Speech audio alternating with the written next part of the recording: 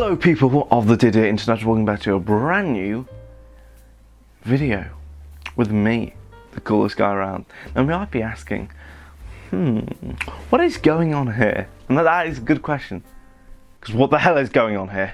I seem to be stuck in this white void. Today on this brand spanking new episode of I English Teacher It, I'm going to cover the score known as First 𝙎𝙪𝙗𝙗𝙧𝙗𝙗. Now there is numerous reasons why I'm going over this score, but the main reason is the connection it has with memory loss. Memory loss is scary and is horrible to go through. And this song, I think, perfectly encapsulates the fear someone goes through while realizing he's slowly losing it.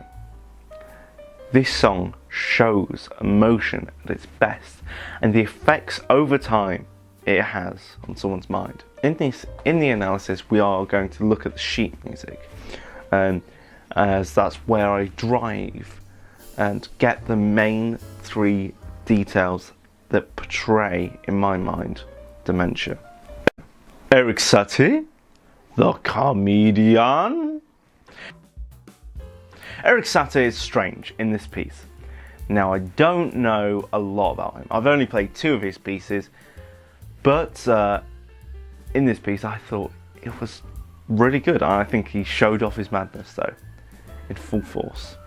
Now, when first reading the score, I thought these details were just comedy bits, comedic bits that make the piece more fun to play for the musician. But as I played it, I think it lost its jovial feel to it. I believe that these musical elements are not for fun. These are for the performer to, hint at what emotions should be played. These notes in the score were the very first things that hinted at dementia for me. And with a mix of the next 2 details, I think you'll understand why this piece is so heavily related to dementia and memory loss. Anyway, less of me nattering and let's cut to the chase.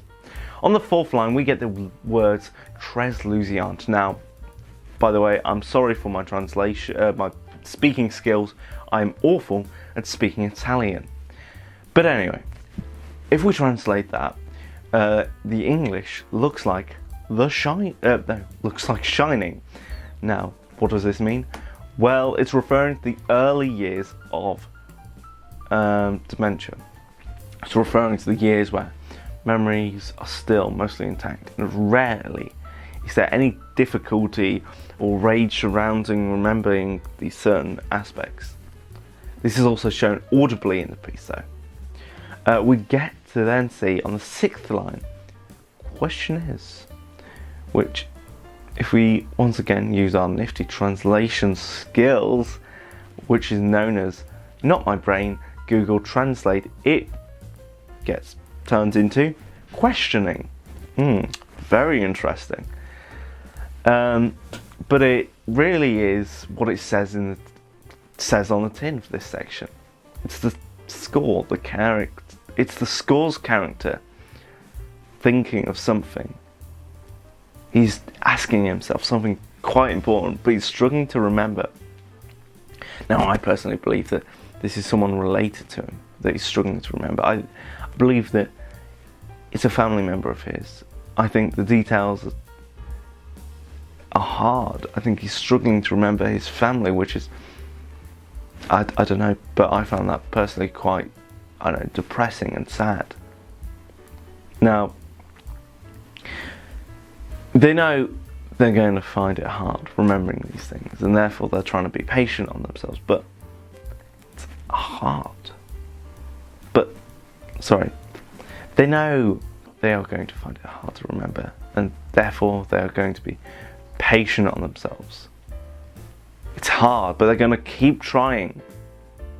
We see on the 9th line, 𝙎𝙪𝙗𝙧𝙗𝙧. This says the tip of the thought. It is just expressing that he is trying hard and pushing through the difficult emotions, and the thought is almost there. You can see the hard work being shown. He's working so hard against the painful reality. They're trying to ignore any possibility that he might need any kind of help. Post-lis involves meme or apply yourself. Whilst he is struggling, he starts to repeat to himself the same old message. Apply yourself! He's blaming himself, but it's not his fault. Paso paso means step by step. They tell themselves this. They're not giving up yet. It's not the end. They're going to do it. They're not going to give up. Giving up would be defeat. Defeat would be shameful. So therefore, they're going to just stay quiet. They're just going to think it through. Come on. And then finally we have 𝙎𝙪𝙗𝙚𝙧𝙞𝙗𝙗, which is on the tongue. The distant fade of that memory is there, but the problem is that the song ends there. There is not another note in the score telling the pianist what happens. He has completely forgotten the memory. He's lost and hopeless. He feels incomplete. This matches with the audio of the piece. I think he wrote it. He wanted you as the performer to try and go through the same pain that's being written, to try and play it. That is the most basic of levels. But I'm going to try and go deeper, and we're going to go into more bits of evidence that I've collected. And it will hopefully string out a stronger, better story all about dementia and how his anger builds up day by day, month by month, and yeah, all the situations with that. So let's move on with everything focused from pianos to the fortes. Piano? Wait! I thought that was just an instrument. So what do I mean when I say piano and forte? Well, I'm talking about how loud or quiet you play a piece. Let me do a quick music lesson so you guys can catch up though. So when you see a big bold F in the piece, that stands for forte, which means loud. If you see a bold P though, that means piano, and piano means quiet. Okay. And if we see an M in front of P or F, what does that mean? Well, it means mezzo. Now, I don't know why I'm telling you this, because it doesn't come in the piece, but it's what is written down in the script, so I'm gonna read it anyway. So, if we see an M, it means mezzo. What does mezzo mean? Well, it means medium. And what does that really mean? Well, MF, that's mezzo forte, so medium loud.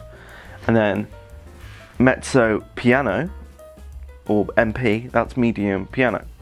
So, on a chart of loud to quietness, loudness would be forte, then mezzo forte, then mezzo piano, then finally over there, mezzo piano. Piano. So yeah.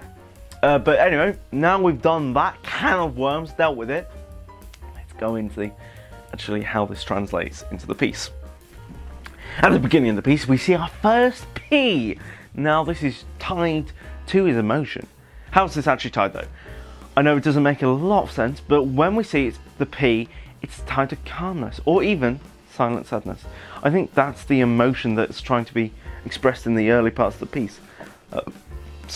Our main character that's being played through the score is mostly calm. He rarely flares up with anger, and even when he does, it's for a small amount of time. This section is connected to the early years of his diagnosis. He doesn't want to feel defeated. This lack of vulnerability leads him to anger. After the shining, we have the questioning, the next stage in his life, where he is having to come to terms with his diagnosis, forced into accepting the fact that he has it. He has dementia. We're moving on to the next section, the tip of the thought. The dynamics are lacking. Shows the emptiness of his mind. His dementia has gotten worse, but he's trying to be calm with the whole situation. But he's not accepting the illness. We then have Apply Yourself. This section, like the last, is empty when it comes to dynamics. He's saying this to himself. But this quickly fades and he starts to bung with himself. But the next section, Step by Step, is empty for dynamics. And he's mostly trying to be steady in this, but it's clear that without the help he needs, this memory will fade sooner. He needs to admit he has a problem. We have in the last section only 2 dynamics. It's mostly P, but he soon realises that he can't fight this problem and gets angry and realises the memory is going to be gone forever if he doesn't get help. Newts? About Newts? Notes realistically have fuck all to do with the piece, except at the very end, when trying to convey the fact that he has lost the memory of this person that is close to him in some way. This piece does this by having at the end of the song 1 chord instead of 2. Now you might not be knowing what I'm talking about, so I will show you.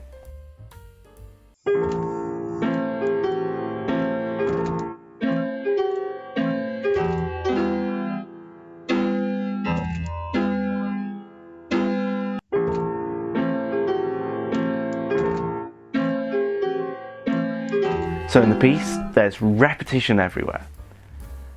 And at the end, they don't have it. Why? It doesn't make a lot of sense, really. But when I heard it, it felt incomplete, sad. I felt when analysing this piece that it was connected to this story of the man and the memories fading. I felt that at the end of the piece, he's left defeated and someone who's tried so hard, but you know, he's always wanted to try and never ask for help, and that's led him into losing the memory even more and never going out and trying to get the right help there is.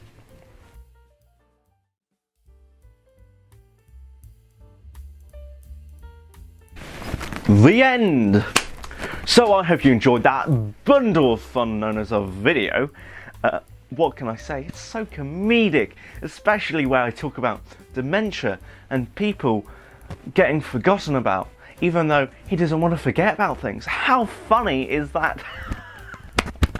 If you're new to the channel, please consider subscribing, leaving a like, and any other things. If you, I'm going to go to the toilet because I need to go. But goodbye. Thank you.